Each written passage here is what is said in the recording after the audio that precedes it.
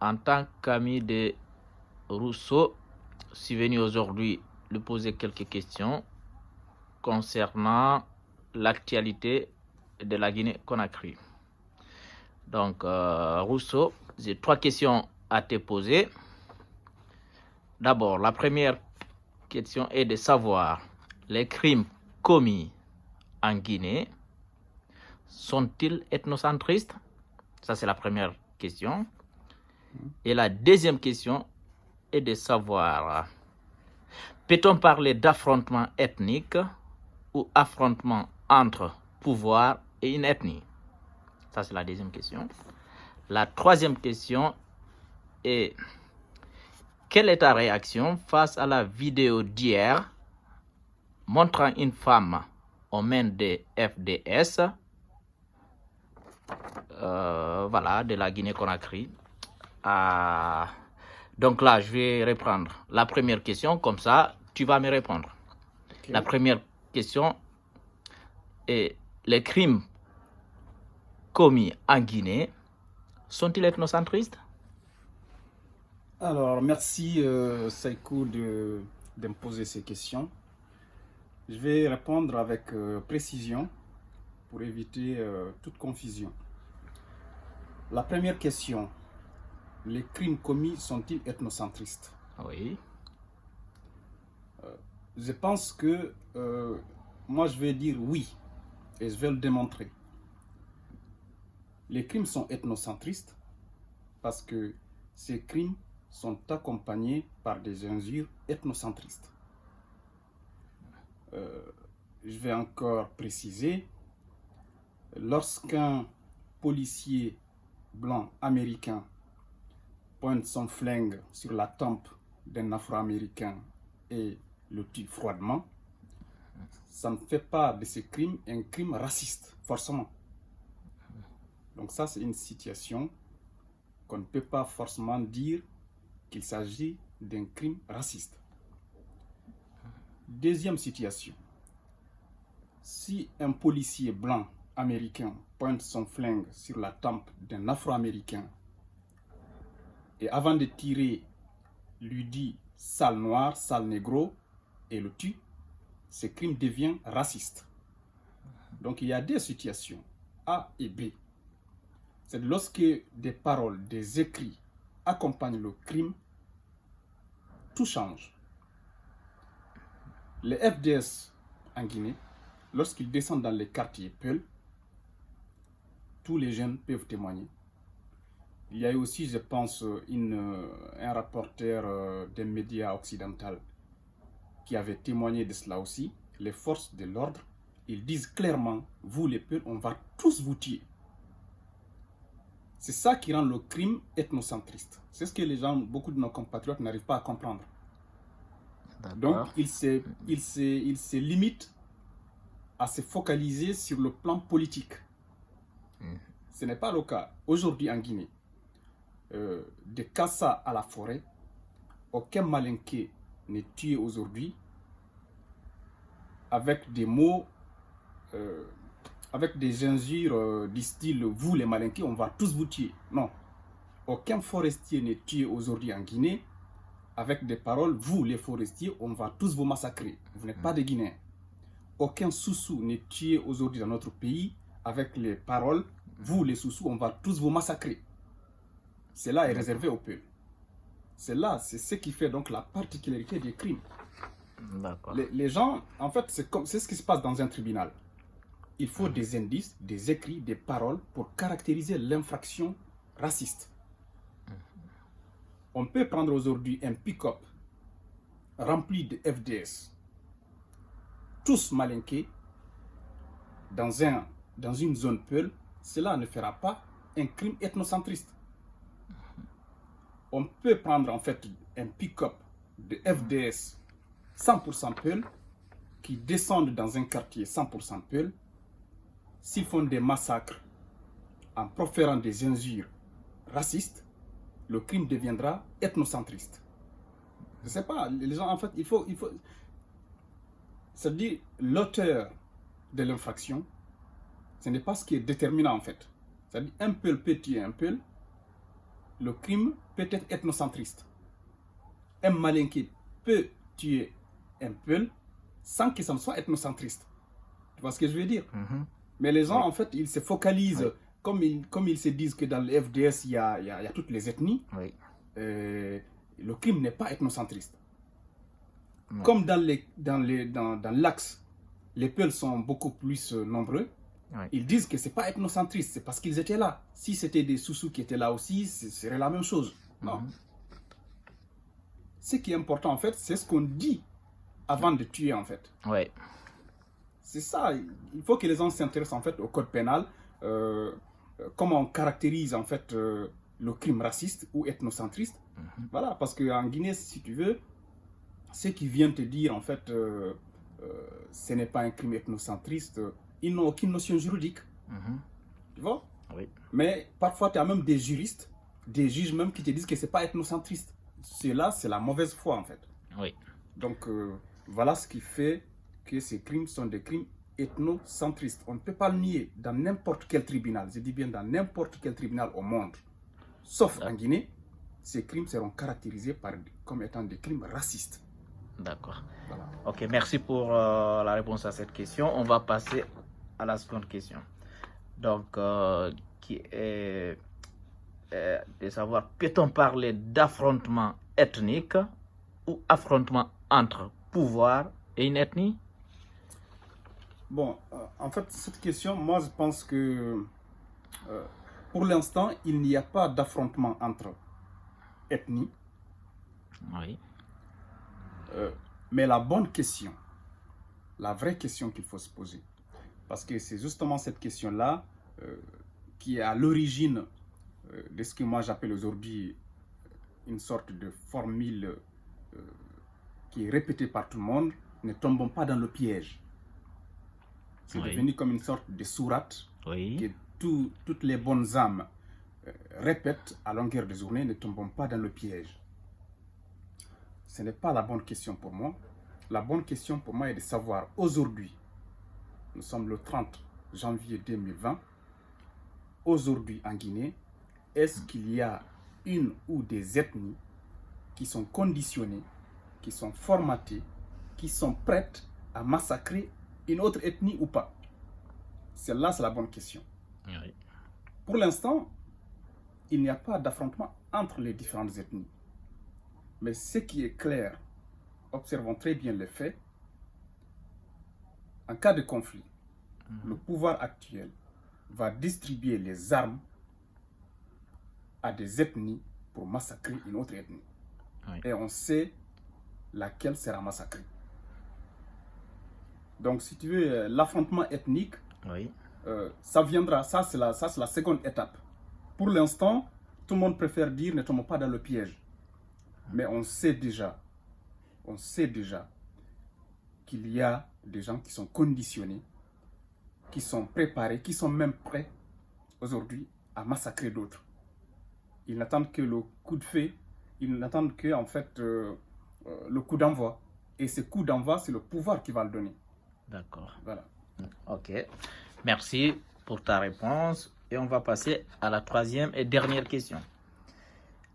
Alors, je pense que hier, tu as vu la vidéo qui circule sur l'Internet. Donc, je voudrais savoir quelle est ta réaction face à la vidéo d'hier montrant une femme aux mains de FDS. Voilà, c'est une vidéo que tout le monde a vue et je voudrais avoir ta réaction. Effectivement, quand j'ai vu la vidéo, très sincèrement, en fait, il faut voir cette vidéo, la gravité de cette vidéo.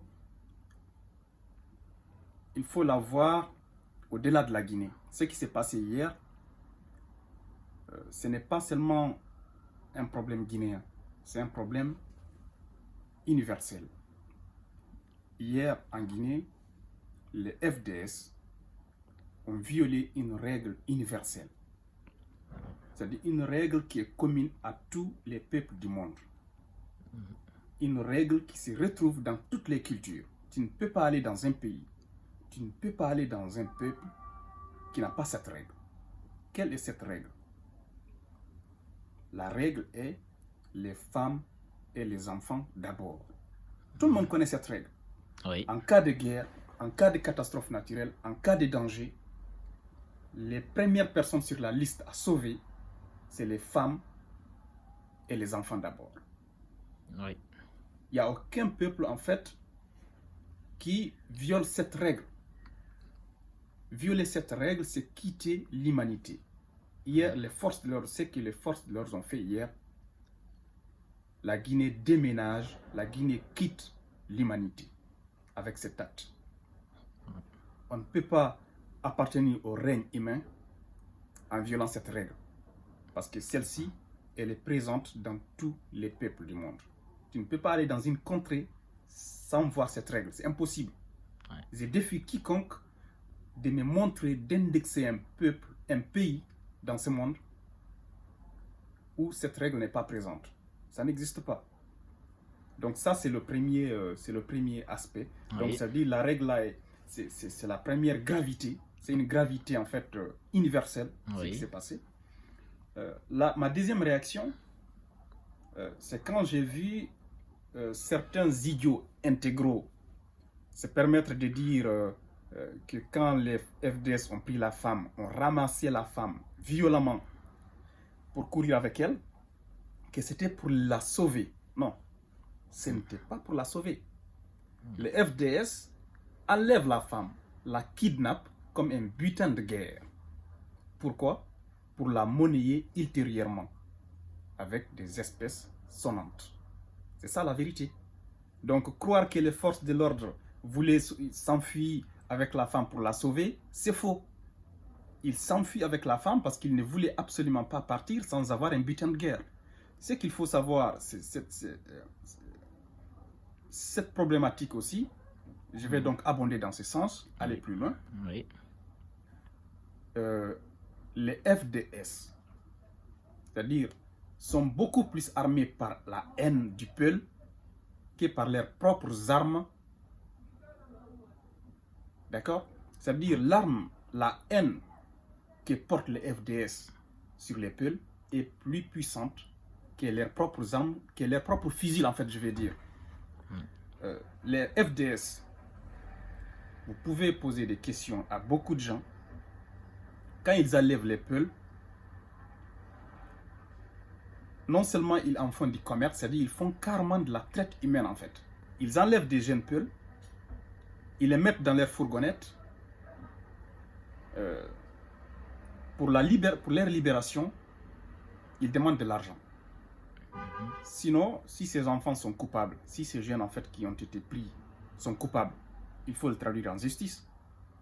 On n'a pas besoin en fait de demander 500 000, 1 million, 3 millions pour les libérer.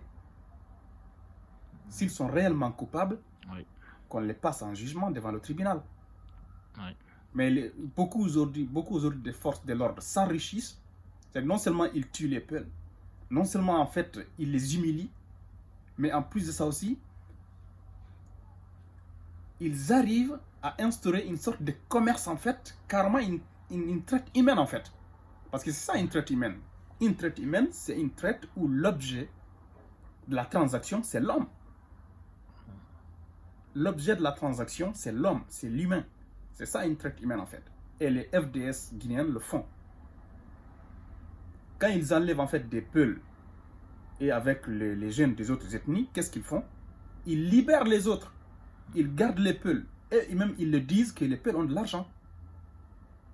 Les peuls ont de l'argent, donc on les garde. C'est-à-dire c'est leur poule aux yeux d'or en fait. C'est gravissime. Donc, ce que je voulais aussi ajouter, Oui. Je pense que, puisque je dois parler des Peuls, là maintenant je vais dire mon conseil à la communauté Peul. Je suis un Peul et fier de l'être. Je ne m'excuserai devant personne. J'ai des amis dans toutes les communautés.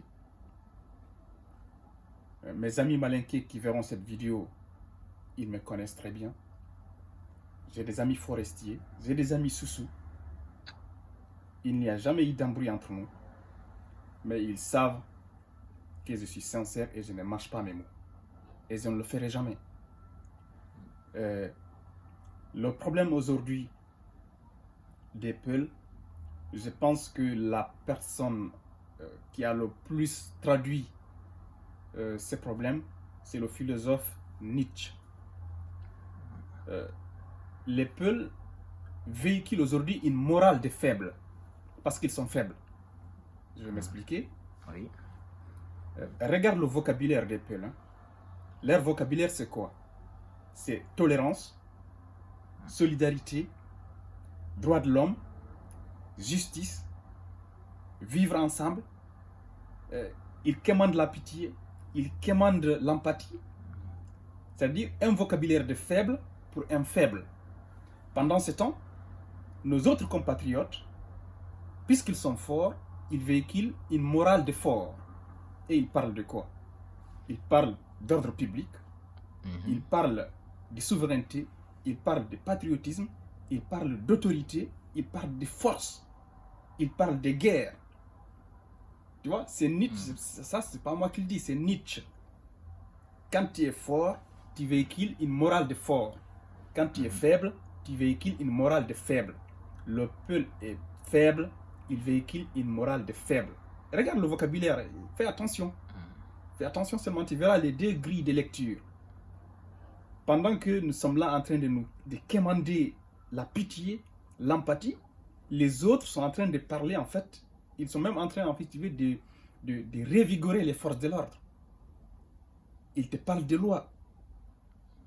Tu vois? Et regarde, et celui qui incarne très bien, en fait, la vision nietzschéenne de la morale du fort, c'est Damaro. Il est allé dire au Konya que le Konya n'a pas peur de la guerre. Mais imaginons un seul instant qu'un leader Peul aille au Fouta pour dire que les Peuls n'ont pas peur de la guerre. Aujourd'hui, ce serait le scandale. Ce serait un scandale énormissime.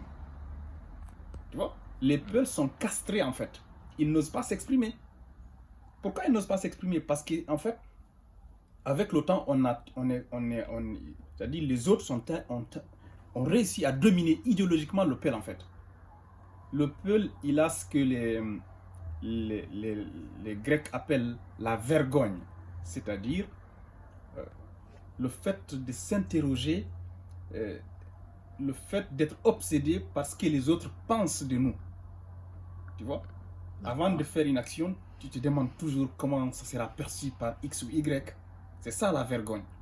C'est à la fois quelque chose de bon, mais c'est quelque chose aussi c'est à double tranchant, en fait. Voilà. Donc ils sont tellement soucieux, ils sont tellement peureux d'être traités d'ethno, donc ils se castrent, en fait, spirituellement, intellectuellement. Tu vois? Donc ils n'osent pas dire ce qu'ils pensent, parce qu'ils ont tout le temps envie de se faire bien voir. Et je vais te donner donc un exemple précis de cela. Il y a une fille qui s'appelle Kadiatou Bamba. Oui. Je ne sais pas si tu la connais. Kadiatou Bamba, si tu vois cette vidéo, je te fais coucou parce que sincèrement, il y a une chose qui est claire. De toi à moi, tu sais que j'ai toujours compris que tu es idéologue. Et tu le sais. Et j'ai toujours été sincère jusqu'au bout avec toi. Cette fille, elle a eu un problème financier. Quelqu'un lui a détourné, je pense, quelque chose qui peut aller à des milliers d'euros, vers entre 16 ou 20 000 euros comme ça, en fait. Donc elle est venue pleurnicher sur les réseaux sociaux. Tu as une armée de Peuls. Les premiers qui ont défendu cette femme, ce sont des jeunes Peuls, hein. Tous. Ils étaient là à avoir pitié d'elle, à demander des collectes, comment l'aider, parce que voilà, c'est une compatriote. Ils étaient le seul à venir, à écrire un texte pour dire que je comprends la situation, ce qui s'est passé, mais je ne vais pas avoir de l'empathie pour Kadiatou Bamba. Je ne peux pas. Parce qu'un homme, il faut être capable non seulement d'aimer, mais aussi il faut être capable, en fait, de détester, en fait. Il faut être sincère. Je ne peux, quand une personne déteste ma communauté, je ne vais pas t'aimer. Désolé, je ne peux pas t'aimer. Si je t'aime pas, ça ne veut pas dire que je déteste non plus. Voilà. Mais moi, je ne vais pas t'aimer. Si tu montres que tu n'aimes pas les Peuls, je ne vais pas t'aimer. C'est aussi clair que ça. Ouais. Donc, il y a ça. Et aujourd'hui, cette Kadiatou Bamba, et c'est une fille qui jouissait. Chaque meurtre sur un Peul, chaque malheur qui arrive à un Peul, cette fille, Saïkou, je te dis, elle avait un orgasme sexuel, carrément. Comment maintenant des Peuls viennent la défendre, l'aider, être en fait en empathie avec elle. Et aujourd'hui, au moment où je te parle là, elle est venue en fait sur Facebook dire en fait à tous ces gens, à tous ces Peuls qui l'aidaient dans son malheur, elle est venue aujourd'hui leur dire: allez vous faire foutre avec votre aide. Oui, j'ai lu le commentaire. Voilà. D'ailleurs, je vois qu'elle cherche à justifier l'acte des FDS. policiers, voilà, qui ont attrapé la femme. Voilà. J'ai lu ses réactions. Ouais. Elle cherche à justifier ce que même les membres du gouvernement n'arrivent pas à justifier. Effectivement. Effectivement. Donc, c'est ça qu'on appelle. je comprends. En fait, je pense que les Peuls, ils minimisent en fait. Soit ils minimisent, soit ils ne se rendent pas compte en fait de la haine que les autres éprouvent en fait pour les Peuls en fait. C'est ça le truc. Mais je vous assure, si demain un conflit va arriver, le gouvernement va distribuer des armes aux autres et ils vont nous tailler pièce par pièce. C'est ce que je dis là en fait, je ne l'invente pas. Mais putain, pardon, mais il faut que les gens arrivent à lire l'histoire en fait. Il y a tellement d'exemples. Il y a tellement d'exemples en fait. Aujourd'hui, Malik Sankon dit qu'il a une milice entre 2000 à 3000 personnes. Oui. D'accord? Il dit qu'il a une milice entre 2000 et 3000 personnes. Pendant ce temps, les Peuls se font humilier, se font massacrer et ils n'ont aucune... Ils font rien. Ils font rien. C'est pas normal. Oui. Donc après, je vais arrêter là parce que bon, la vidéo ne va pas être longue. Ok. Merci beaucoup d'avoir accepté à répondre à ces questions. J'espère que la prochaine fois, tu accepteras à répondre à d'autres questions. Merci.